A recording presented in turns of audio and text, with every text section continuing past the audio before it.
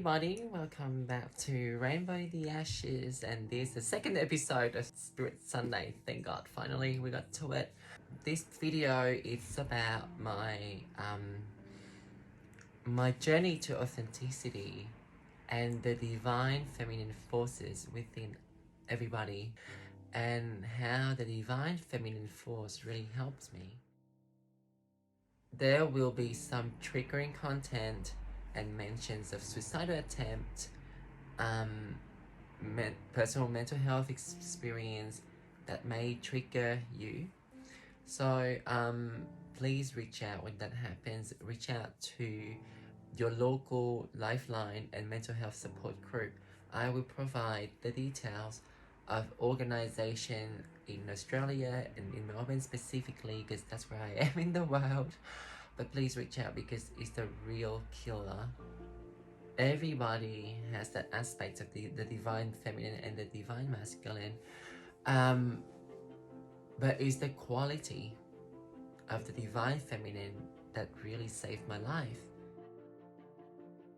For some reason, since I was little, I really love all these religious and spiritual places and places of worship, regardless of the branch of faith.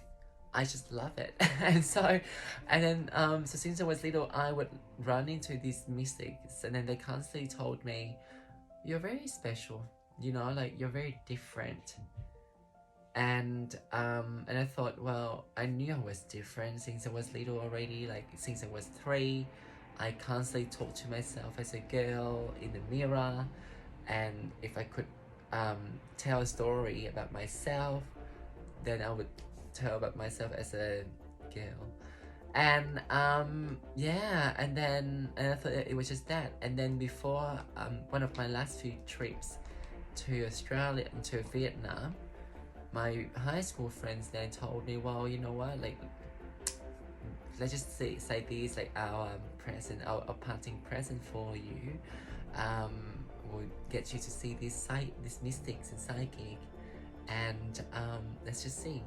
And then she said the same thing that everybody else has said before, like, you know, necromancy would be a thing that I'm very good at. Different kind of divination. I have immense, like, really strong gift. And then she even said, like, you know, if you believe in Kuan Yin, which I do, like since I was little, I've been mesmerized with stories about Kuan Yin and her compassion and how she gave up the title Buddha just to become helper and the goddess of mercy. And funny enough, originally she was a guy, she was a prince, and then as her figure and her story traveled throughout the East, she became a goddess. That particular mystic said, you are like a pupil of Kuan Yin, right? And then if you believe in past life or in another realm, in another world, in a parallel universe even, you're very close to her, or at least, you know, in a more scientific, less woo-woo, wacky sense, I'm very close to the compassionate energy. One day you shall hear all cries, and she's like, put me through your gifts. And I thought, okay. And you know, I was doing science degree in the Western world at the time, food science and nutrition, and a bit of philosophy as a minor. And so I didn't really think much about it. And then after that year, you know, I started to be more curious about my sexuality, and then why I would check out the guys and not the girls, and then why do I constantly want to be the cute girl with the hot boyfriend. And then because in 2008, 2010, that period, like late 2010s, there wasn't much resources around LGBTIQ issues, and not much like Pride network going on in any company or institution or school either. I went to my library at Deakin University, and it took me a bit to learn the term homosexuality. The resources would be like in the basement, things like that. And for me, it's really hard to to translate and to interpret and to understand my sexuality, because I grew up in a country, I spent half of my life in a country where colonization really wiped out the sense of acceptance for diversity. And so I struggled so bad. Like, borders were still around, like the bookshop. And when I saw all these gay magazines, I was be like, what the fuck are they selling, you know? And to be fair, the gay community back then didn't do much of a good job, because like, as a newbie like me, all I knew about the gay community is about would be about parties and mask for mask, you know? And then it's either like you're like a effeminate twinkie gay guy, or like you're a macho man. And even then, like, being feminine is something to be looked down upon. When it came out to my family, I was going through a really rough time, because like my maternal grandmother passed away. The first guy I ever gave my heart to dumped me. Of course, there's the fear of coming out and admitting to myself first, and then telling my family that you may never have like a daughter-in-law.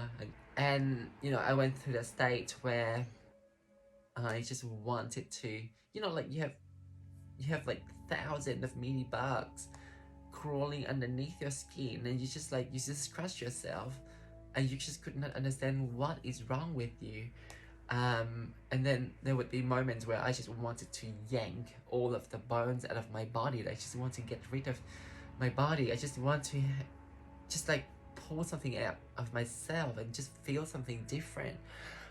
And during that particular time, I would hear or sometimes see visions. And it was so hard for me to distinguish between the voice of pain and hurt and the voice of my subconsciousness and the voice of the universe.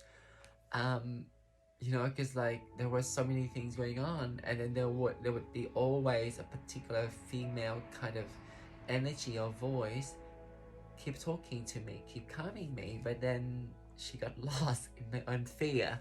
For a week or so, like, you know, when I struggled so bad to sleep, there would be a figure of a woman standing next to my bed, or where I was sleeping, really, comforted me by touching my feet, and just like, you know, the energy was really like calming, like it's going to be okay. The first one to appear was like a black figure. She's curvy, she's not like this, and she's not thinner either. She's just like really curvaceous.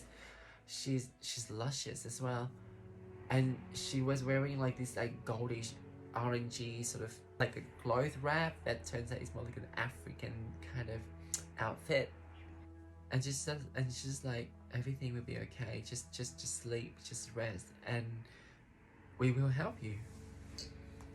And then the next one was of a lady in shining armor, or like the energy or the vibe I picked up was like, just try and seek for your own truth, and we will help you. And then the night after, it was like somebody, she's more like Caucasian, or like, you know, from Europe, and she has like light brown to dark brown hair, and she's in this like beautiful cream dress, like it was, or gown, like it looks like as if it was made of like of the meadow, you know, of the grass on the meadow and the prairies. Yeah, and she's just like, just seek for your own truth and seek for your own self-love, and you will find us there. But then, because I was going through that stage in my life, and I was seeking mental health professional, and so when I shared this story with them,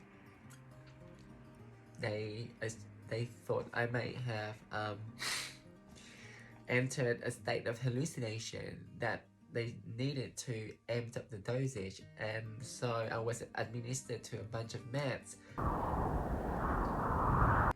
And so like, of course, like, and I try not to believe in the voice anymore. When I reminisce about that particular past, the energy of these voices, of these feminine voices within me, is just like the cosmo in a female form, like very starry, very you know, just yielding and giving, and not harmful at all. And I didn't know it was the divine feminine forces trying to help me. And so I went on with my life, of course. So I was identifying as gay back then during that time. And then, you know, I've lost everything, and I was still going through university. I was trying to to graduate and really push myself through. I earned my degree, and on my graduation day, I still felt so empty for some reason. Like something was missing from my life. Almost a year after that day, my friend told me, you know what? We never celebrated your graduation. It's like been a year. You know, you want to go out? I thought, well, I'm broke. Like I was so poor. Like it was, you know, like I could barely survive. He was like, well, you know, if we go to this particular venue, and you dress up, you will be able to get in for free. And also, there's a lot of daddies, or like, you know, men seeking for new experience. Oh man, and then yes, I did. And so when I had the proper hair on, or the proper wig on, proper makeup, and having proper dress on and shoes and everything, somehow everything just clicked. Yeah, and then I got more comfortable and more comfortable. I wanted to do it on more of a daily basis. And I still remember when I finally learned about the term transgender, I had not reconciled with my family over my sexuality, let alone my gender identity. And so it was scary for me, and I was suicidal again. And so I was quite lost. And I still remember it was a dream. You know, it's kind of dream where you would remember it for the rest of your life. This girl who I had been dreaming of since I was little, she always wears something red or pink. And as she got older, the color of the dress deepened. And same thing with the body of the water she appeared next to in every dream. And sometimes she would appear with a gold shimmery serpentine kind of creature, and sometimes she appeared with like spiders that weave golden and silver web, and sometimes like she would appear like, you know, with and lions and lionesses with the sun over her head. And the last dream she appeared was that she was me. It's like her face switched between me and her, and it was a beautiful red silk gown she was wearing, and she was swimming in the ocean. It was stormy above, and then when she submerged into the water, the water has like this silvery light around it, and then she looks so magnificent. Walked on shore, and she joined a table where it looked quite similar to a specific place where there's a shrine of my ancestors in Vietnam. And there was like a bunch of people, older people sitting around. And then, so she just sat there and she joined them. And then me as a child just walked around. And then when I tapped onto her shoulder, she turned around. She looks like my auntie, who I look very similar to. And then she's just like, go and play, you know, I'll talk to you later. And then when I got back to her, she turned around again, and this time her hands were all wrinkly, and she turned around. She appeared to be a very old lady. And then so the first time when I made offering to that particular image of that person, of that woman, I prayed, shall I live in peace? Shall I find my stability, and shall I break the circle of poverty that I had gone through for like years? And I got better, and I tried to be more confident and bring more self-love towards me, and that's how I became myself. So yeah, whether you are spiritual or not, just remember your subconsciousness knows the truth. Your intuition knows the truth about you.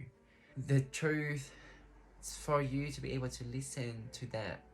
Just forget what people are saying, because everybody went through a specific kind of conditioning because of their cultural background, because of their family values and so forth. But at the end of the day, the patriarchy system has conditioned us to believe about things and to perceive things in specific ways that can be quite narrow-minded and kind of put us into boxes.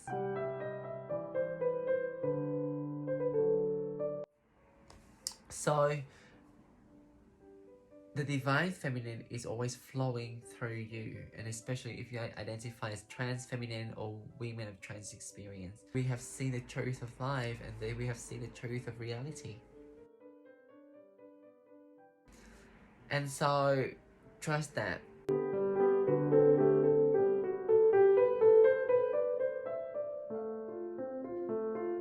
Okay? Trust yourself. Trust your journey, and trust your self-worth. That's it for now. Thank you for watching. This is Anastasia Lay from Rainbow in the Ashes. I shall see you soon. Bye bye.